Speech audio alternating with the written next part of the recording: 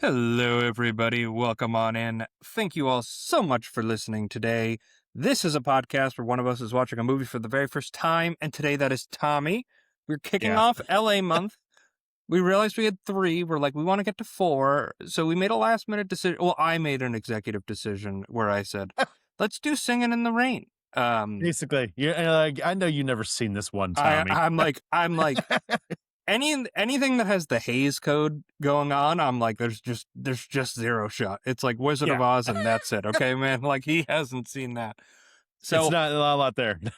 I had only seen this once before. So I was excited to revisit it. I just had the recollection of it being a very joyful experience, which definitely holds true. Mhm. Watching it under a closer analytical eye this time more, like, because sometimes when I watch movies and I'm not doing it for the podcast, I just watch a movie and I can shut my brain off, Tommy. I know you can Yeah, also. Sometimes it's nice. Sometimes you're just like, look at the action sometimes when we're figures doing go. podcasts, I turn my brain off too. Yeah, believe me, we can find the evidence in the tapes, man. Let's go rewind through them. Yeah, yeah. I'm sure I've also done reality bites for there have been times where I've just mentally checked out of a movie where it's like if I didn't have to finish this dang thing, I would have been out of this movie a You were while like ago. turned it off like a while ago, like Yeah, hours ago. Judgment Yeah, yeah. Night. Any shot I get, and that's only because Tommy literally had to send me and Steve in a text. He's like, "You want to see this awesome shirt I have of Judgment Night with like a Japanese logo on it?" I'm like, "Was this I movie didn't even buy it. big I enough? didn't buy it. Was this movie even big enough to be released in Japan? Like I don't know. how like There's like that one of just." those like cult websites that like sends like fucking like cool like t-shirt designs, and one of them was for Judgment Night. I thought it was hilarious. I was like, I got shared in the group chat I right here thought you because bought it. That's such a Tommy shirt to buy. oh no, Little weeby I boy over here. they only had it in small, and I was like, No, first of no. all, I can barely justify a Judgment Night shirt to begin with, and I can't justify it in It was small. like $11. Like it was going to be an awful quality shirt, but it was Yeah, $11. So like, you get it's what you pay fun, for, kind of funny, thing. fun for the novelty at least. But in a small, yeah, no, Mm. uh, that Little thing's not Judgment Night crop top. that thing's not getting around your neck, brother. Okay, let's be Yeah, honest here. Uh, that thing's not getting around your neck. Um, but Singing in the Rain, a delightful film.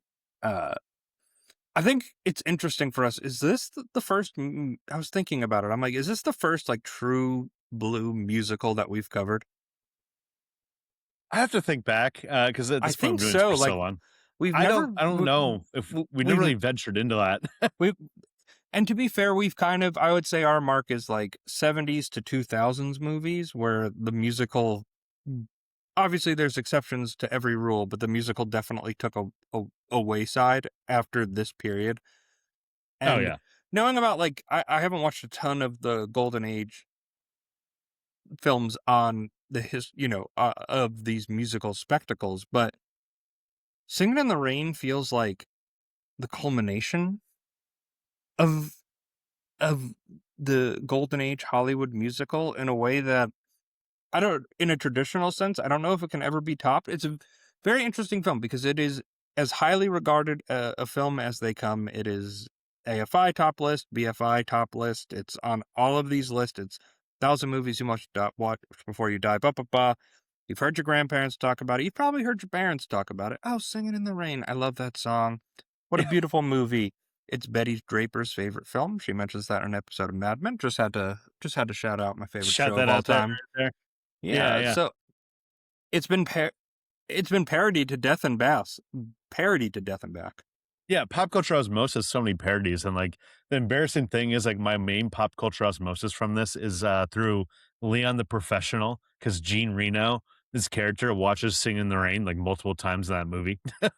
What about A Clockwork Orange with the ear when the That hooligans too. break into the rich people's house and start doing Singing in the Rain menacingly while beating the shit out of the guy. Uh, Yeah, like yeah. it, Real wholesome right there. it's I mean that's the effectiveness of the scene. It's like, oh, what a Yeah, wholesome yeah. song, and then you counteract what you're actually watching there is part of the brilliance of that. The scene, it's been done in The Simpsons. It's maybe even the Muppets. I don't know. Maybe spoiler for a future segment Yeah. on this exact podcast. But it's interesting to go back and look at it now. Well, I in some ways, it definitely like felt timeless. For someone that like never saw us before, or, like sometimes you're worried if like, I always talk about how sometimes I struggle with like Hays Code era movies, where like they just like feel so dated, or like camera work feels stilted, or things like that. I didn't feel this that's at all, and this is the exact opposite. I mean, because like you have scenes during this, like especially during the musical numbers.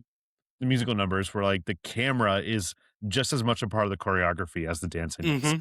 where they just take it from scene to scene, from room to room, where it's just like insane where you're going off and you're like, oh my God, I can't believe that like they're doing this and everything like that. The big one was Moses Supposis, where Hmm. the camera work in that scene specifically was just fantastic and just like really hit. And what shocked me more than anything about this was that most of these weren't original songs. They weren't written for the movie. No, no, it's This all is like a back jukebox catalog. musical. It's back. It had been done before in like many pictures before. It's like we have all these back catalogs of songs. Like, do something about this. I mean, it even happens with action movies. Like, we have this great idea for this fight sequence. Write a Mhm. story for me about that revolves around some fight sequence, right? Like, this is not Yeah. something novel to Hollywood, but it feels like maybe the greatest culmination of this together, driven by like a Because very harsh vision by Gene Kelly and his like perfectionist attitude, especially when it comes to the dance choreography, which is great.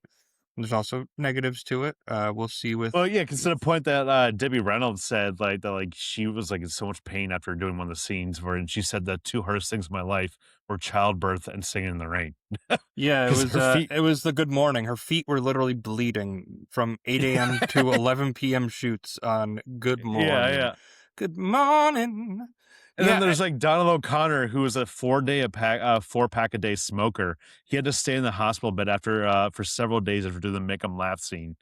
which is some incredible physical comedy in a musical. Like Yeah. it really feels like a culminate. Like you have the budding of Debbie Reynolds, like becoming a movie star and a mainstay of 1950s culture. Debbie Reynolds also famously Carrie Fisher's mother, and if you don't know who Carrie Fisher is, go watch a Star Wars. Here's $10. Go watch a Star Wars, and Yeah. I I and then you just have this culmination of like Gene Kelly and his like whole dance bravado. Because if you look through his film history, like he just did An American in Paris, like it's all these dance numbers. This movie is very coded in vaudevillian performance acts.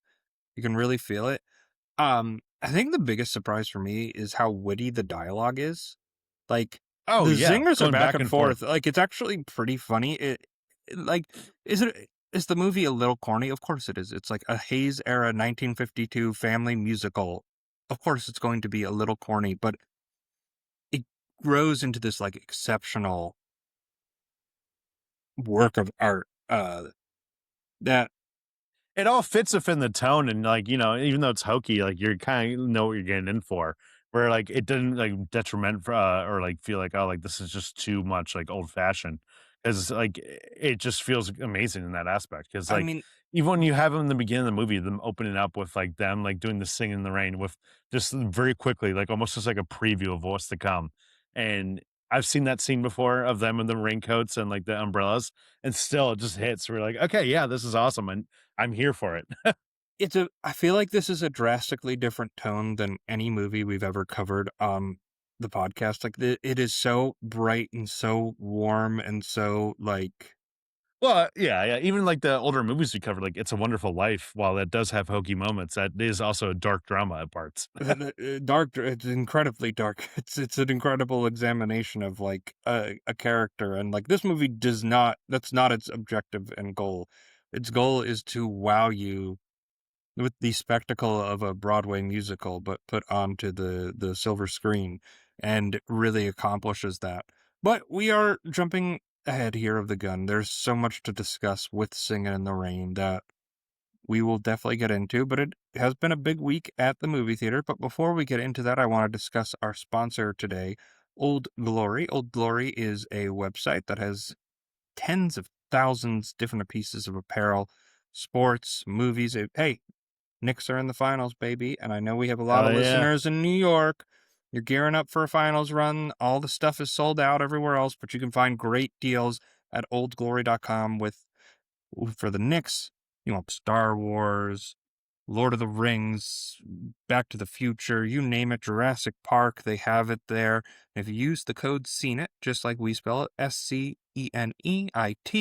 that promo code, you can get 15% off your order. That's promo code SCENIT at oldglory.com.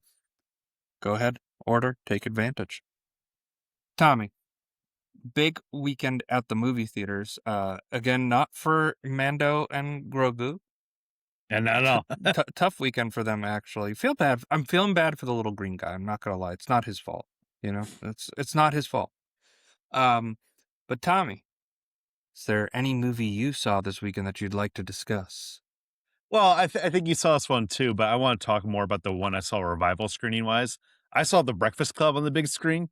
Um, Never saw on the big screen before. And again, we talked about this last week, but it's the power of the movies where like it just hits so much more. We're like seeing like a comedy like that, like a comedy drama, where like you watch The Breakfast Club at home and you'll laugh at some scenes, but like if when you watch it with a crowd, all the jokes you pick up on immediately so much more. And even like background shit of like, with the Breakfast Club with them being all in detention on like Saturday morning.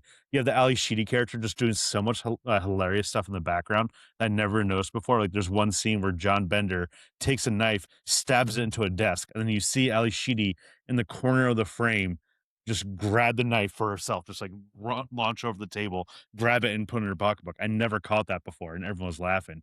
So it was great in that aspect, and like the drama really hit too. The one thing that sucked though, theater etiquette is in the toilet. Oh And yeah. uh for this screening and also for Backrooms, which I assume we'll talk about soon. Um like for Breakfast Club, there's one scene where Emilio Estevez is about to have his big monologue about why he was there and why his dad put so much pressure on him, how much he hates it. And I'm like, okay, here we go. Here's the big scene. And then there's a couple right next to us talking at normal like volume, just having a full on conversation at normal volume. And I was so fucking pissed off. And I immediately was shushed them. I was like, shh.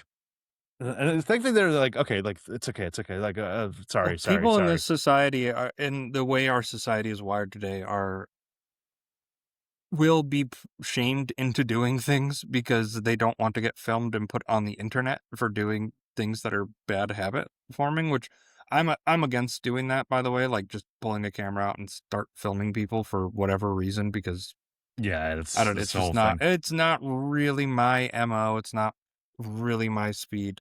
Um, Mhm. but yeah, shushing people is important. Yeah, I would love to see The Breakfast Club in theaters again. Or I'd never seen it in theaters again, but to see the movie again in theaters, I feel like it would just pop in a way that doesn't at home. Like, it's just 'Cause it's every, like, hard little to sometimes. nuance It's sometimes hard to just like ha ha ha laugh and like express it out of the gut when you're just sitting there on the couch watching a comedy. It just doesn't.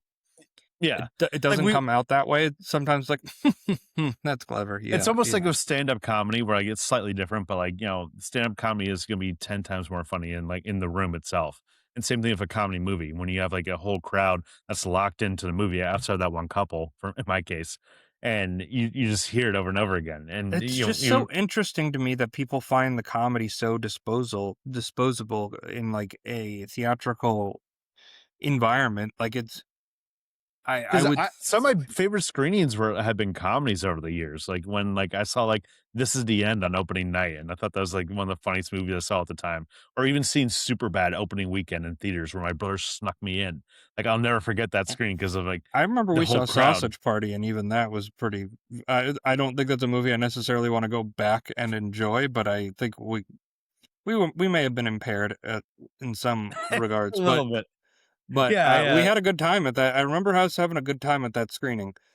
Yeah, Uh, yeah, and laughing our ass off, and then, unfortunately, the comedies that do get released in theaters are, like, the shitty Nate Bargatze, like, fucking comedy hey, that whoa, came out whoa, this whoa, weekend. whoa, whoa, whoa! I And that I looked don't like just. shit.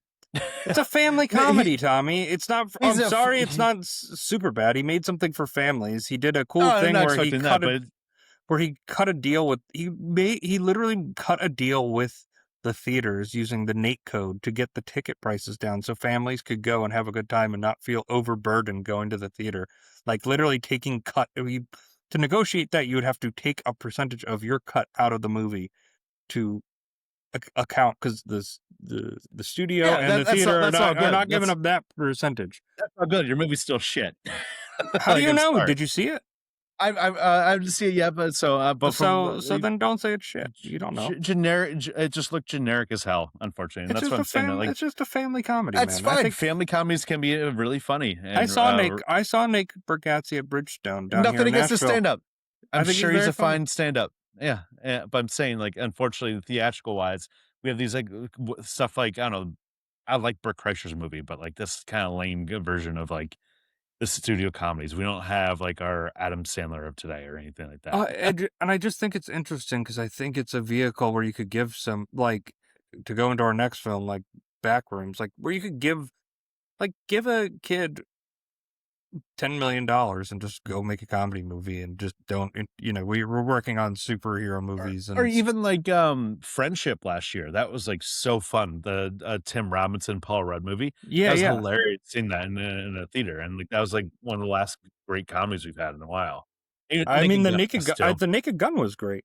Yeah, Naked Gun also. Yeah. So it seems like it's slowly coming back, but it's weird that like audiences as a whole like just don't feel like, oh, I need to see that in theaters where I guess it's just because with social media and YouTube, like you can find things specific to your sense of humor and yeah. just get inundated with comedy in the way that you can't really get action, romance, drama. Like you can't really get that in a social media sphere in the way that you can with comedy. Because a lot of people can tell jokes and a lot of people can repackage jokes. It's not hard to do. Yeah. I mean, that's half of social media is somebody came up with a joke and then everybody else finding a way to retell that joke. So that's definitely part of it, but that's cool. Yeah, Backrooms is the other big release, the big winner of this past weekend, the post Memorial Day weekend box office draw. Um, I, for one, really, I enjoyed this. I think it's a very flawed film narratively.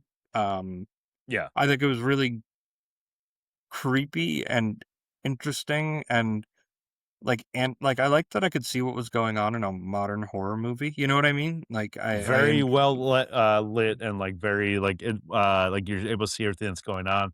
I think in terms of atmosphere, it's Oh, amazing. incredible It it atmosphere. it just uses like those YouTube shorts also were incredible they I did. haven't watched Uh any of them, but yeah, finding out like this is all just like a bunch of YouTube shorts, and then they liked Kane Parsons the best, and they gave him the money to go make this movie. Um, I think it's to heed back into our thing here, like we have obsession on a 700, it's all coming from word of mouth, but if they're not realizing the word of mouth coming from, hey, we hired this 27-year-old to go do something for us, like, is like how you start to generate, oh, really? Oh, what's wild you with hired a such 20-year-old? You hired a 20-year-old to make a movie? Oh, it's yeah, getting yeah, decent because reviews. Okay, like I'll go check that out. Like this is how word of mouth marketing is going, and the fact that it completely like dethroned Star Wars, the Mando and Grogu. Now, granted, I think if that was a better movie, I think that would have a lot more legs than it currently has. Like I think that's just a but everyone word of mouth has been like even our friends are big Star Wars fans. They're like, it was fun. I had fun. And it's like, all right, well, yeah. anything more than Like that? again, I had it's once we're out of this cycle of this movie, nobody's going to remember it again. It'll be dumped onto Yeah, Disney go Plus, right over the and head. the only time people will watch it is when they're doing a marathon of all the Star Wars movies, and then they're like, "All right, this one last," and then they'll be sitting there being like, "Going out with a whimper, huh?" Weird thing for Backrooms that the YouTube series is so popular that it might as well be IP for like the younger generation than us. I'm saying that this is like the death of this is the death of current IP. I'm very curious to Yeah. see how like Well, Avengers now does now later, we're like more so in the because we're seeing right now with Obsession and Backrooms that we have these two Gen Z filmmakers at once, basically like given like low budget properties or a slightly more budget in Backrooms case, and people are going out in droves. Obsession has made like history where in the box office it's multiplied. It's made in wide release. Like it made more money its second weekend. It made even more money on its third weekend than it did on its first weekend, which is almost unheard of in Hollywood. So you've seen, And I just, but I think for like these studios, George Lucas, who definitely a flawed filmmaker, but has a very real and concurrent understanding of the business of Hollywood. He was like, it was great in the 70s. They picked up all these kids and said, "Here's $10 million. Go make a movie. Go nuts." Because the people who took over the old studio system didn't know how to make movies. They didn't understand it, so they just let kids have a vision and do something with it.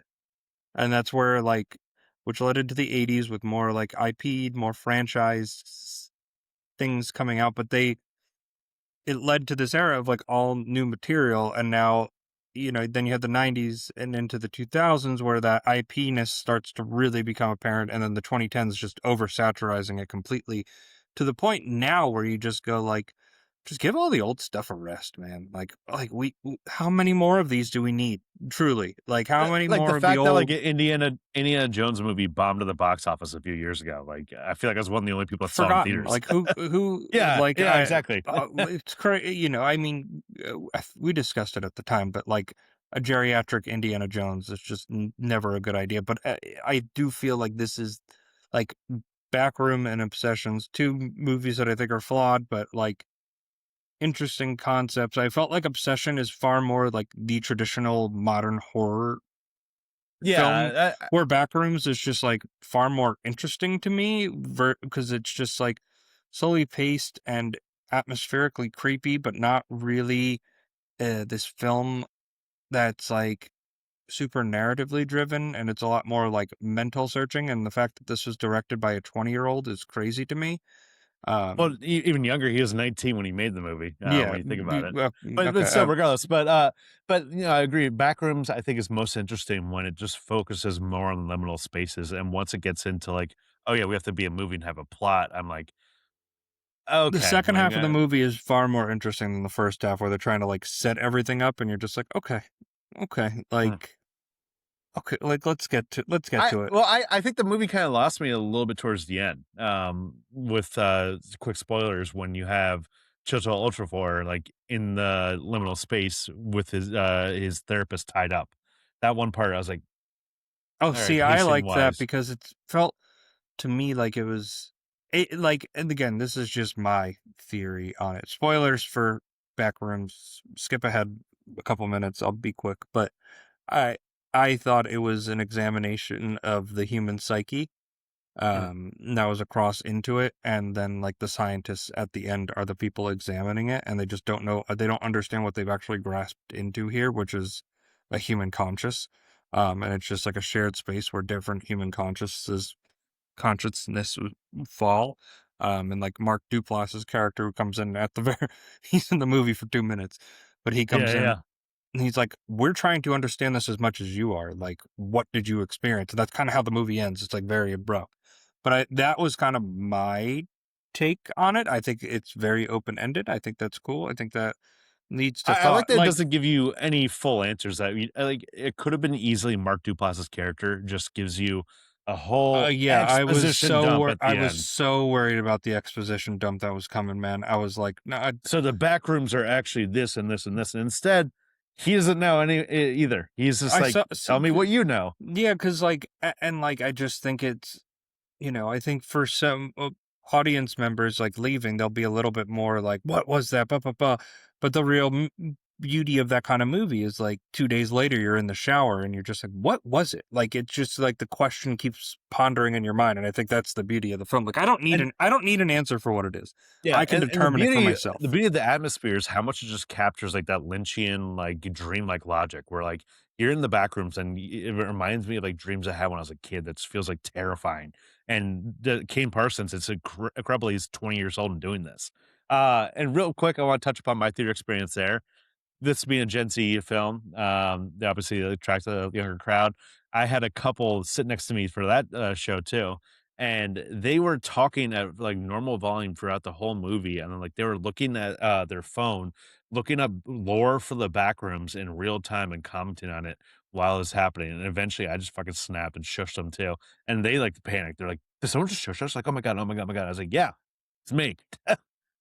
Shut the fuck up." Yeah, I also saw The Sheep Detectives this weekend, which great fun family film. Like Yeah. better whodunit than Knives Out. If we're just talking about the overall like mystery of the whole thing, like I think it's just better in that aspect, but really fun, cute little movie. Definitely like worth the hype that it got. Again, another movie where it's like you see that poster, you're like, hey, they're making these Sheep now. Well, you're detectives. making Yeah, they're yeah, yeah. making these now. What's Yeah, going yeah, on? yeah. And then you go but another movie that's like word of mouth where people are like, no, this is actually great. Go watch The Sheep Detectives. And then Oh, yeah. you know, like that's a word of mouth Yeah, movie. yeah, yeah. It's not like I told my mom I was going to see it, and she was like, I really want to see that. Please tell me how it is. Like, how did my Yeah, mom hear because about The Sheep Detectives? they looked corny, and I was like, I don't know if I'm gonna It's see it." not really And it's now, not really corny. yeah. So, Uh, I gotta check it out. but speaking of corny, this is Singing in the Rain.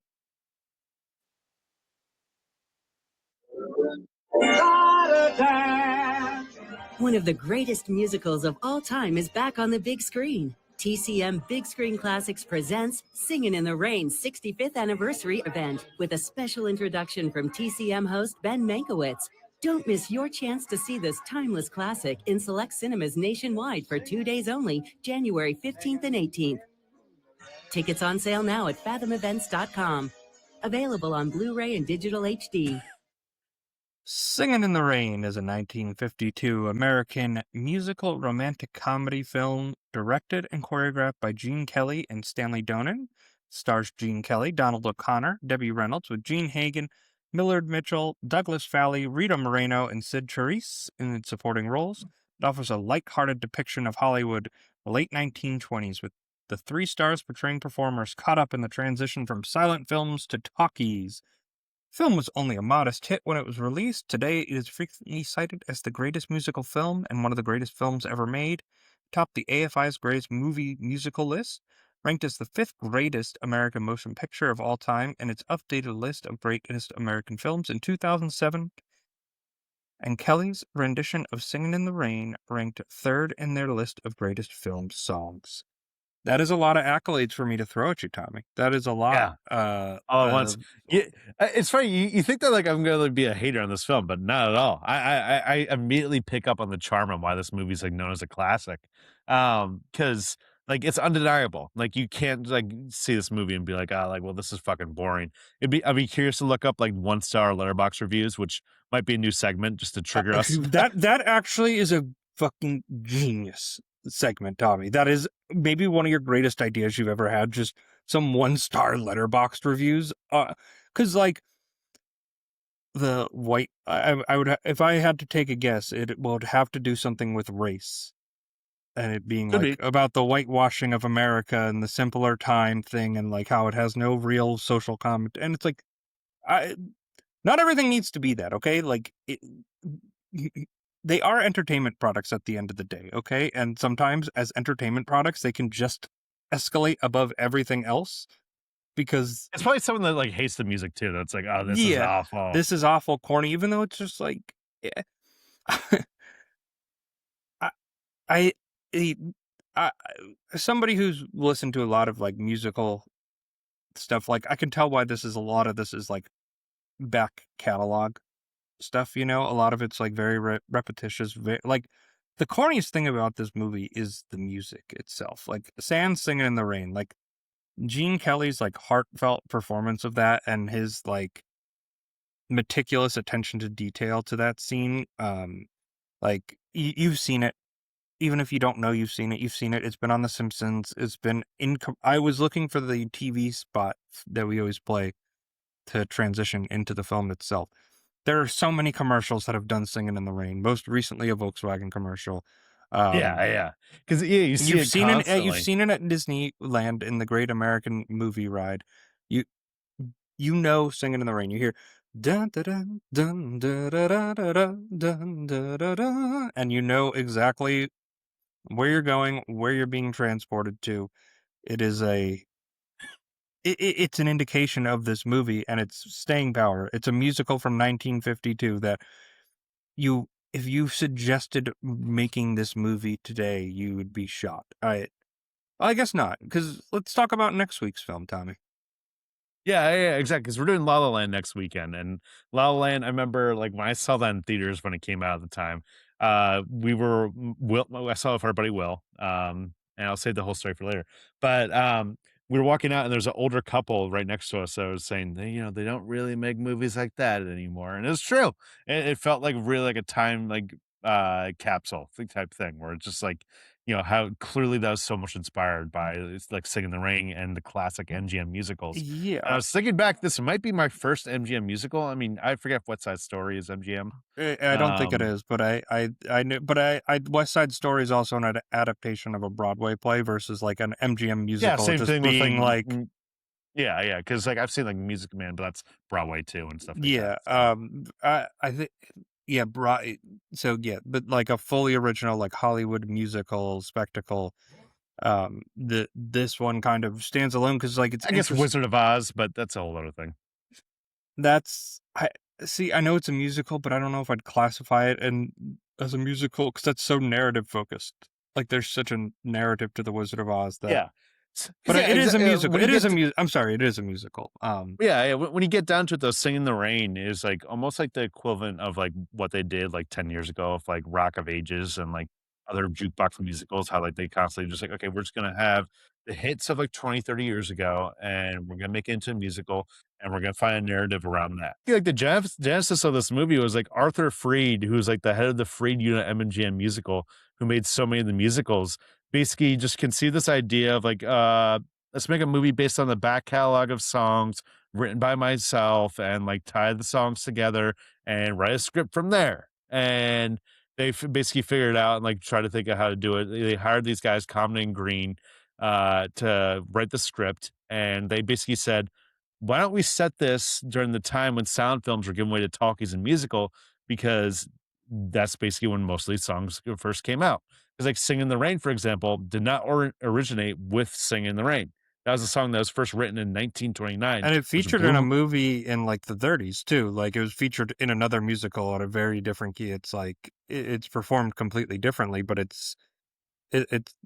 that's not the debut of the song "Singing in the Rain" in movies, but Which also is which is it was wild because you ask, like, any person on the street, like, what was like, did that song first come from? It's like, "Oh, that's from Singing in the Rain." that would be Like, the meanest trivia question that everyone, because like I was doing yeah, research yeah. on the song and I can't even remember what movie it freaking debuted in. I can That's such a definitely. trick question at, like, a That's such trivia a night. trick question on a trivia night that you just go, are you kidding?" Like, what the fuck? No, like, what is it? Like, fucking, like, some bullshit, like, MGM thing no one It's ever fr- heard of? it's from the Hollywood Review of 1929. That is where it made its That's where it made its debut. Okay, that's the song's been around for a while. So yeah, you take this musical of that kind of time and you throw it in there. You put this big swing style and all these tap dancing performances with a physical comedy element to it, and you get Singing in the Rain. And But I it's the power of it, though, that this movie, like, basically every song they feature in this musical is the most iconic version of that song. Even like Good Morning, like Good Morning is a song I've known for years and years and yeah, years. I mean, I remember my mom used to like wake me up and like start singing that just when I Yeah, get I ready feel for like school. I feel like everyone's parents that are from the boomer generation got a good morning.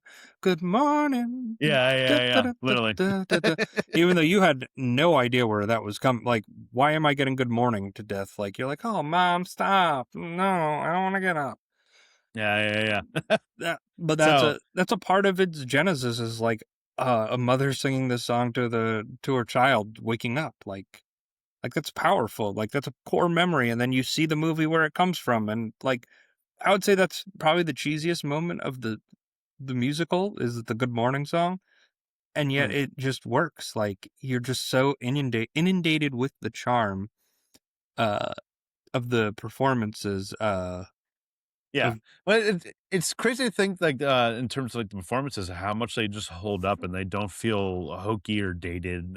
Really, especially when you get into stuff just like the overall like acting scenes itself and how comedic it seems. Like you're saying earlier, like it's zippy and it like the one liners just bounce off each other one another, and you can just get the humor right there, and you don't feel like static or just like whatever, just like, oh, like there's no transatlantic accent really that's like so overly like just overdone. We're just like, oh God, like what is going on here? And I feel like a credit to this is to Debbie Reynolds. I feel like um, Gene Kelly and Donald O'Connor are far more playing up into that more theatrical range. It's more vaudevillian than it is like transatlantic, like Yeah, specifically yeah. like theater trained, but it's definitely a kind of performance style that does not see light and the light of day anymore. Um, Damien Chazelle, who we will be covering one of his films next week. We've already covered Whiplash. We are going to be covering La La Land for our LA month. He spoke about this movie and he spoke about Debbie Reynolds. And in short, he was saying that you know, there's such a comfortability with her. Like when you see her on the screen, you go, I know this girl. I've had a conversation with her. Like there's such an approachability to her that kind of emanates off the screen Mhm. that re- like is true. Like when you think about it and it's put into words and you hear it, you're like, that is so true. So I feel like in a weird way, she grounds and centers the film in a way that makes it more approachable and palatable and doesn't kind of just stick in this like vaudevillian way. But like, it's very weird. Like I'm like watching this. I'm like this dialogue is like Naked Gun dialogue, like the Yeah. airplane dialogue, like not as snarky or like crude, but that kind of like deadpan zinger Or like, is in one of the this better movie. examples is like Donald O'Connor talking to the studio head, Mm-hmm. like the R.F. Simpson, where he's like saying like, "Oh, like you hired me as your scriptwriter," and he's like, "Here's like a cigar," and then immediately after, "Want to hire me as your scriptwriter?" Remind you right now, just right there. Remember when you said you wanted me as scriptwriter? remind me to give you a raise, sir. You said to remind me to give you a raise? Like, it's just, like, very zippy, very quick, very Mm. fun, very bouncy, a lot of And energy and, which kinda, like, keeps you captivated. I think another and interesting thing also oh, sorry, go ahead. And even like stuff like in terms of like plot, or overall like beats of like the plot are comedic too. Where like this movie's set in the late 1920s, 20s. right when the jazz singer's about to come out, and movies are about to transition from the sound era to the talkies. And for a fact that one of those actors that you see, Lena Lamont, she's not talking at all in the first introduction, where her and Don Lockwood are on the red carpet, essentially talking to someone about his whole past. And she's not saying a word while he's doing all the talking. And what's going to happen is what happened to so many silent movie stars. The second the talkies got introduced, people heard their voice and like, oh God, fuck that. Like, no. And when she first speaks, it's hilarious. It's like, oh my God, she almost sounds like Harley Quinn in like the original Batman animated series. You know what I mean? No, she actually sounds, far more familiar than you realize, Tommy, because that is not, um, Gene Hagen's voice. That is, I believe it's Mae Questrel, the original or the original voice of Betty Boop. That's what I was thinking too, because I got a little Betty Boop vibe to it too. It Like is Betty well, Boop. that's because it is Betty Boop doing the Yeah. voice. And it is hilarious when you hear it because it's like, oh my God. It's like so shrill too, and especially in the beginning when they play it up immediately. They play it up immediately. It's like nauseating. It's Janice from Friends. Oh my God, Chandler, hi! It's one of those voices where you just go, a voice that would, because if you study the history of the silent era into the transition into talkies, um, many silent film stars did not survive the transition because their voice was awful and people Yeah. didn't want to hear it on the screen. Like so many people who were millionaires and, had no financial literacy. They were just getting paid $100,000 a week or month. And and that time is millions of dollars, just like spending it all lavishly. And then 2 years later, they're completely broke. Then, and a lot of cases dead. Um, they, was an interesting time. Also, another Damien Chazelle taking something from this movie. this is also the plot of Babylon. His last feature is literally just Still need to see the that. transition from the transition from silent films into talkies. It's literally the plot of the movie. That's the movie I still need to see, and I remember when that came What out do you at the mean you need to time. see it? We saw it in theaters together. No, I wasn't with you. Yes, you were. No, I know for a fact I was not with you. Because I Really? remember you saw it with Dowling, and then you end up monologuing on the podcast for 5 minutes while I didn't say a word about how much you fucking love that movie. You were glazing that movie like crazy. I still enjoy I was it. like, all right, I gotta see it. I'm a Babylon defender. I know that movie has a lot of haters. I'm a defender of it. It was a fun time. Really Yeah, fun movie. yeah. I get why audiences were like, I'm not going to see this. Are you out of your mind? But I enjoyed it. Crazy big Mm. swing from Giselle. He got his blank check and he just took as big of a swing as you could possibly get. And now he's in director's jail. I don't think he's made anything He since. hasn't made it. He's definitely in director's jail after Babylon. Woof. I do wonder Yeah. though if like a Babylon like came out today. Like I feel like people are just more receptive to going to the movies versus like 2022. Like there's still some COVID going around. Like people just aren't back into that routine of things quite yet. Like Well, they said like this past May was like the healthiest box office AMC has had since 2019. I believe it. Yeah. And it's so not like it had a tentpole like Avengers Endgame, which will easily give you the best month you'll ever have. Like it didn't have that. So good thing, but that's not what the discussion here is today.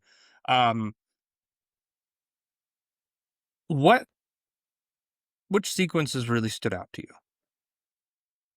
So the one sequence that like really was spellbinding, I think there's so many of this movie that I've known just through being a pop culture literate person.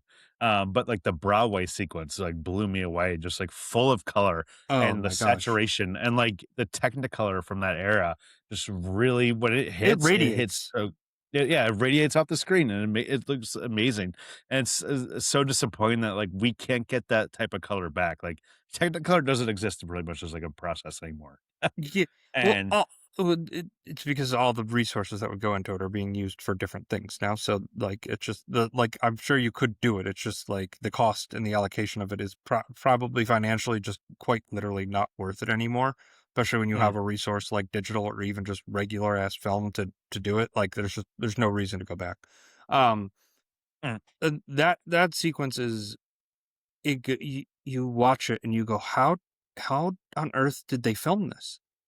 yeah, It is it's still to this day. it's that hypnotizing. You're like, how on earth did they do this? This movie's from 1952. How did they do it? I mean, the way it opens is just neon signs hanging, going into New York City, and there are all these different colors with this blue backdrop. Then Gene Kelly coming in, make them dance, and going in and just this full monologue, like you can see all the runners going on. It's this crazy expression, and then it cuts into a sequence in the club after he gets his first job with Sid Charisse, which is very evocative for a Hays Code thing. Fun fact, did you notice at any point there was a really awkward cut during the sequence? Like towards the end? Not really. So there is a little hummer during where Sid Charisse is still in the green dress before they're going to go into even a further dream sequence where it's a full ballet in the cloudy background, and they're going. I mean, this whole sequence is actually insane. It goes on for it's like 15 minutes long. It is actually nuts.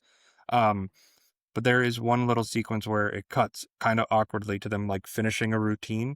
That's the Hays Code striking because Sid Charisse wrapped her legs around Gene Kelly just a little too tight. And it was and they're like, this is ballet. This is part of it. That's what they argued.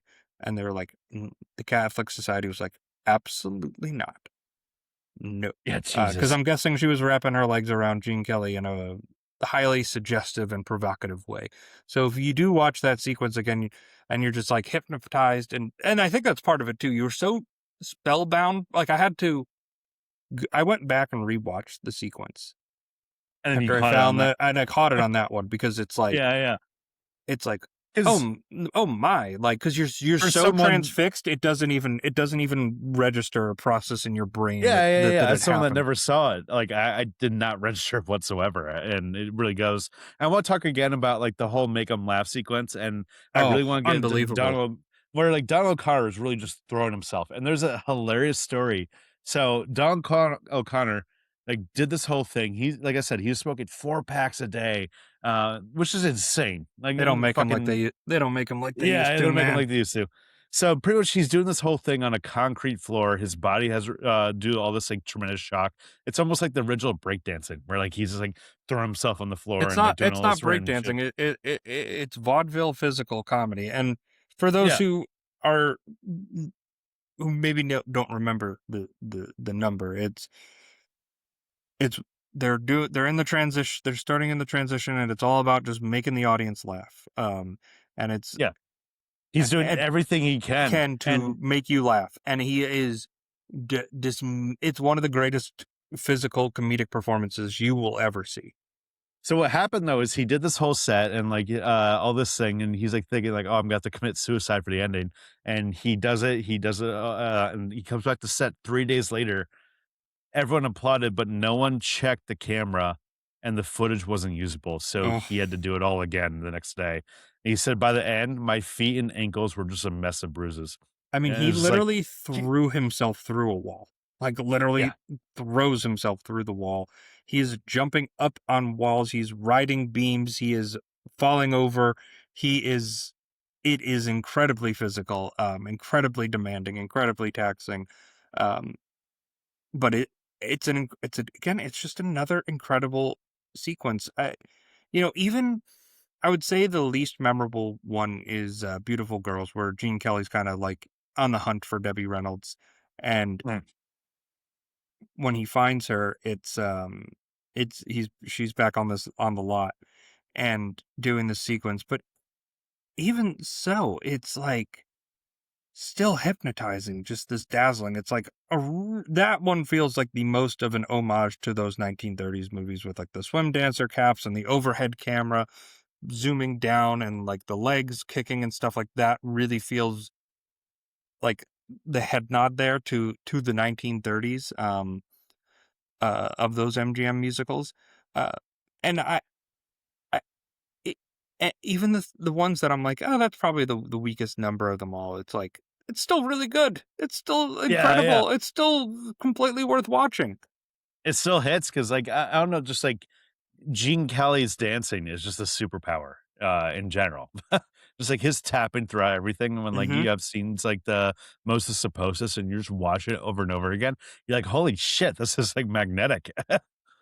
Yeah, and that was the one that I believe was made for the movie Moses Supposes, because who's writing that musical? Because it's all just about the. You know what's funny?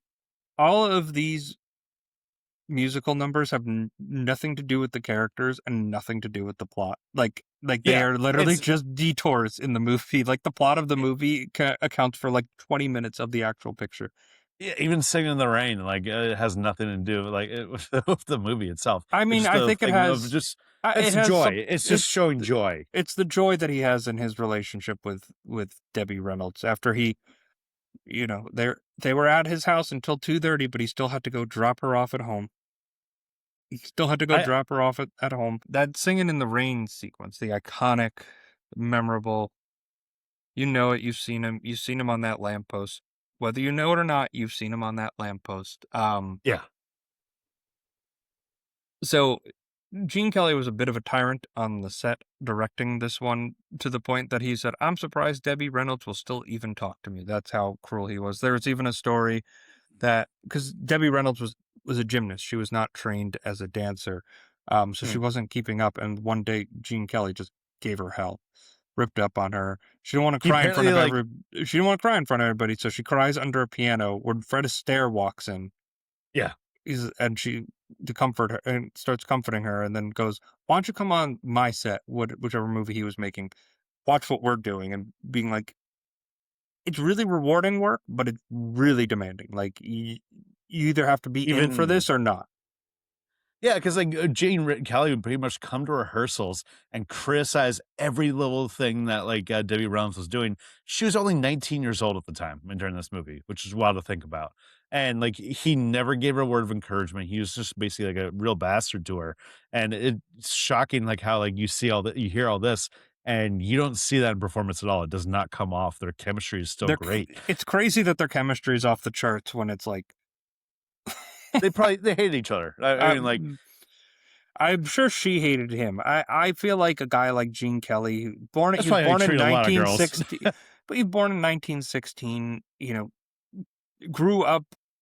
It, lead part of his developmental years was the Great Depression. It's a completely different attitude that these people have, and it's like the Yeah, demanding of the work is different because they know abject poverty that like to our minds we just cannot fully comprehend like at all. existed.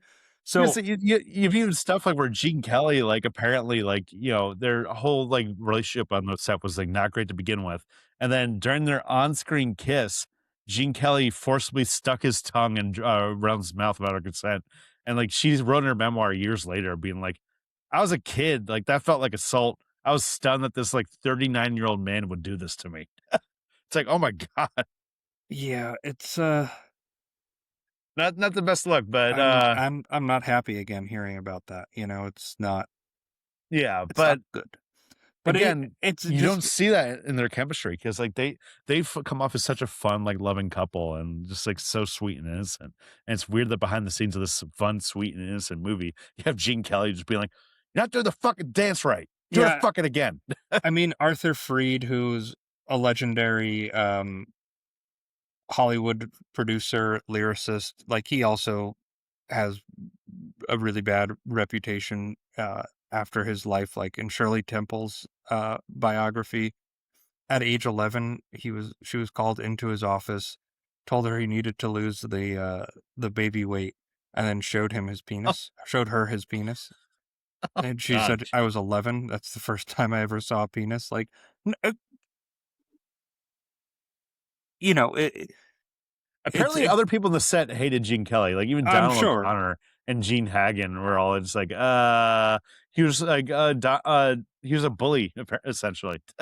He would Yeah, insult you all day and try and sleep with you at night, is what Gene Hagen said. It's like, yeah, and oh my god, he's a huge star, and I mean, it kind of shows with like his character really feels like a very cleaned up version of who Gene Kelly was. Like, this is exactly who he wants the audience to think he is, yeah, and exactly. Because it's just not the case. just to say one more thing, Debbie Reynolds said when like making the film, she would like shit would happen where like Gene Kelly would say to her, "If I wasn't smiling, Gene would yell at me to smile more. If my feet were bleeding from all that dancing I pointed out, Gene would say, 'Clean it up.'" And yeah, like you said, They don't make them like that anymore. a whole fucking thing. So They yeah, it's hard to like it's inexcusable behavior when you hear back on it. I try to contextualize it to like the time period it's in, but it is very indefensible. It sucks that female stars really up until this past decade really had to go through that ringer. Um, yeah. To bring back to the movie itself, because like that's obviously awful. But it doesn't taint the movie that much for me. But yeah, I it is funny. It is funny we for like such. Chinatown, you know. Yeah. But it's not on that level, I'd say. But when you get into the movie, that's like such a sweet and sunny and bright movie. When you think of the movie from the Lena Lamont character's point of view, like what happens at the end of the movie, Hmm. it's like a tragedy for her. They pretty much like spend they make it so like the last reel of this movie is just like you're gonna hate Jean Hagen. She's the worst. Like throughout the movie, they really make her out as a good villain. So you don't feel any sympathy for her when the end of the movie is just humiliating her. Her career is over. Like Over.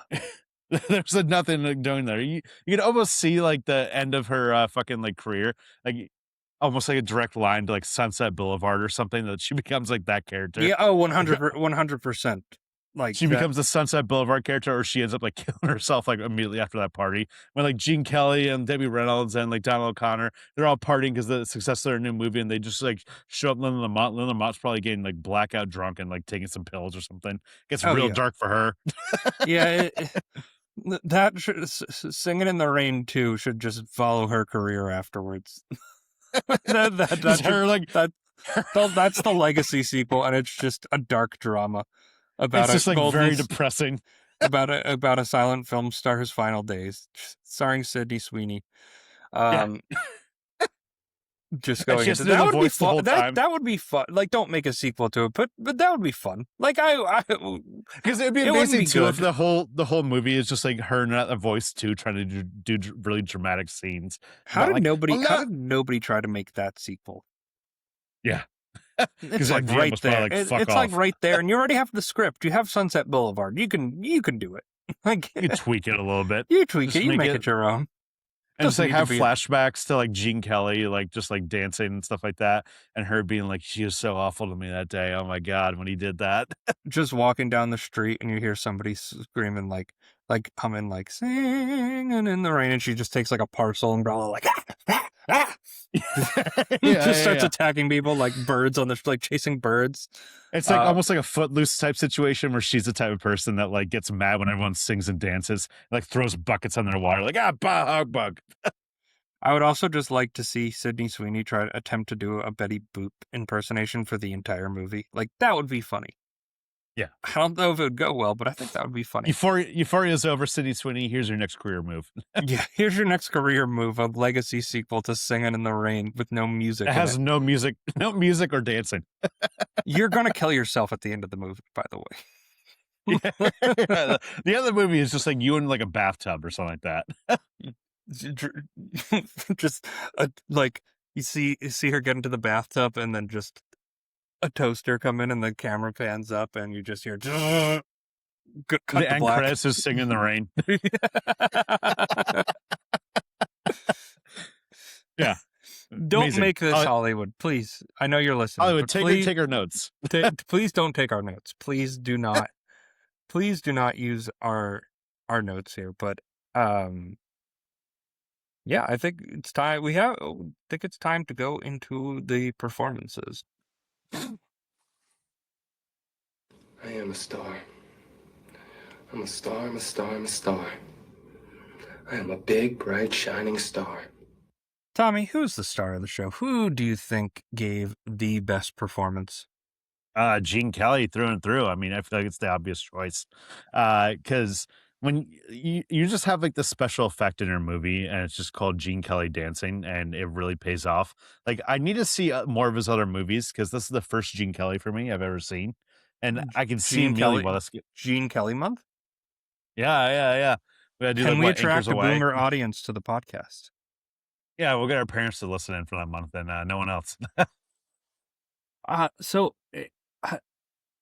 I feel like you see the star power of Gene Kelly in this movie, but I love Donald O'Connor in this so much. Like someone I have really no familiarity with outside of this. It's like, who is this guy and why is he not the zany sidekick in every movie in the 1950s? Like he's electric. He bounces off the wall. He keeps the humor light, quick, and fun. Like he is there. He delivers most of the humor of this movie for me. Yeah, because we were saying the zippiness is all through Donald O'Connor and his character Cosmo Brown. It's just like really fun, even outside of his like big musical number that he gets, which really pays off and really does well. But when he's dancing along with Gene Kelly in like, you know, most of Supposis, he's keeping up. He's holding his own too. He's not slouching whatsoever. And it's amazing. I mean, unfortunately, probably behind the scenes, it was fucking like Gene Kelly with a whip, like fucking hitting him anytime he missed the fucking cue. Yeah. But You missed it your paid mark. off. 5, Yeah, 6, what the 7, fuck? 8. Yeah. For me, it's Donald O'Connor. It feels crazy to say, but that performance just like elevated the mood. But it's also hard because then like this signature sequence, the Broadway sequence of this movie is just Gene Kelly being like, "Yo, Fred Astaire, look at this. Look at what I got. Look at what I got in my bag." And you can't argue with it. You cannot argue with it. Yeah, I didn't. Real quick, I did not realize that Rita Moreno was in this movie Yeah, whatsoever. she's Zelda Zanners, who shows up in one scene at where she tattles on Oh, she's the one that said like, Kathy. "Oh, Yeah. yeah." Well, yeah, because crazy thing, she is the last surviving member of this movie. hmm Rita So Moreno, famously from West Side Story. yeah, So and the I movie do like still Mona lives. Mitchell, which is just a fun character that like the studio head. That's like, yeah, let's sabotage my actress's Just a career in this. dumb studio exec. It's perfect. Yeah. It's just perfect. Are you ready, comedy partner? Waka waka. So Tommy, this is the point where I usually ask you a question. I say, would this movie work as a Muppet adaptation? But we don't even need to ask that question because we have proof. All right. Yeah, we have strike proof. Gene Kelly on the Muppet Show himself, and he was surrounded by Miss Piggy and Fozzie, all the other Muppets Rolf on the doing piano. and Ralph on the piano singing in the rain. So there's a direct line right there. So the answer is absolutely 100%. And I feel like they just need to do a more explicit version of it, and it would be great. As in, I like don't more, even think they need to do a more explicit, just a more slapstick version. well, no, I'm not saying explicit. I'm saying more Muppet heavy. Yeah, just Muppetify it more. But yeah, you can Yeah. absolutely do this movie as a Muppet adaptation. No question about it. Review time, Tommy. Give me a score out of 5. All right. So I immediately see why this is like one of the like best movies ever, one of the best musicals ever. Like 5 out of 5, it's undeniable. It's a classic. It's like Gene Kelly going fucking haywire behind the scenes, but unfortunately it paid off. And it really shows. And like, every single musical number is fun, light, and this is very charming. And I can see why like this still works so much like to this day. So 5 out of 5. I am in agreement with you, Tommy. 5 out of 5. This movie is inevitable. Like, I don't know how you can not watch this movie and love it. I think you will be mystified by the Broadway sequence. If you've never seen this movie and you love our show and you just want to keep up with everything, you're going, how on earth did they do this? It it's fun, it's jovial, it's full of heart, it's full of fun, it's full of wonder. That tone just doesn't even exist in our modern filmmaking anymore. So it's a real blast in the past. It's colorful, it's full of life. It's the gold standard of the golden age of Hollywood musicals. And there's a reason it's had legs long before we were born and will continue to have legs long after we are gone. 5 out of 5, Tommy, and you know what that means. Pour myself a cognac, and I watch the 14 Fists of McCluskey. What a picture. What a picture. Good picture. What a picture. Singing in the Rain. One of those movies that I feel like if you're ever having a bad day and you need to throw something on, this will do. Yeah. This Total will do. banger. So I guess this is where we introduce our new segment where we read half-star letterbox reviews. Because I found some three good ones. We'll read the top 3 ones that seem funny because we're not going to go too into it. So first up, many viewers, while pretending to hum along or bop their leg to the beat of the music, are secretly waiting for a bus to emerge out of nowhere and slam into an annoying cast of characters, says Jiminek. That's half-star. Another one says by Squirt to Kitty, half-star, Gene Kelly, you fucking cocksucker. That's it. Half-star. I mean, maybe not wrong. Yeah. Maybe not wrong on that one. And then D.W. Jones, half-star, says, a half-star is too low of a rating, and if I had to watch this fucking movie one more time for my film degree, I'm going to fucking take sound on movies again. Haters. People don't like joy. Just hate in their heart, man. They should just start singing in the rain and they'll be happy again. Oh, one more. Did you know that Hollywood underwent surgery to remove 2 of its bottom ribs so it could suck its own dick? So, yeah. maybe. Yeah, I mean, this is definitely the Hollywood myth. Like, it's been told over and over again. Definitely has that So- element to it. But we clearly disagree with those people. 5 stars for both of us. Total classic. Thank you guys for tuning in for the first segment of our LA month. We are doing La La Land, LA Confidential, and we are doing To Live and Die in LA. So great month coming up, and we also so check it out. We also want to shout out another sponsor real quick. Connecticut Cult Classics on June 13th at the Strand Theater in Seymour, Connecticut is doing a double feature of Stand By Me and Misery, 2 Rob Reiner Stephen King movies. They're a great theater. That's where I saw Breakfast Club over the weekend. They always do great 80s, 90s cult movies that really like don't get rival screens a lot often. So you get your tickets for Rob Reiner double feature of Misery and Stand By Me at ConnecticutCultClassics.com. And that's at the Strand Theater in Seymour, Connecticut. And yeah, also you can follow us on social media. That's at Scene It Pod on Twitter, Instagram, and TikTok. We're also on Bluesky at podscene.bluesky.social, and leave us a 5-star review, Apple, Spotify, wherever you get your podcasts. Helps us out, helps grow the show. And like we said, next week we're doing La La Land with Upstairs Steve. It'll be He's great. never seen it. It'll be a great compare and contrast. I think we're going to demand him to also watch Singin' in the Rain, which is very funny to me because I don't know if he'll have as warm of a reception in his heart to Singing in the Rain, but we'll find out. He might hate La La Land too. We'll he might. It's maybe not his speed, but it'll be interesting to have a conflicting point of view there. And I know you all love Upstairs Steve. Thank you all so much for listening. We will see you next week.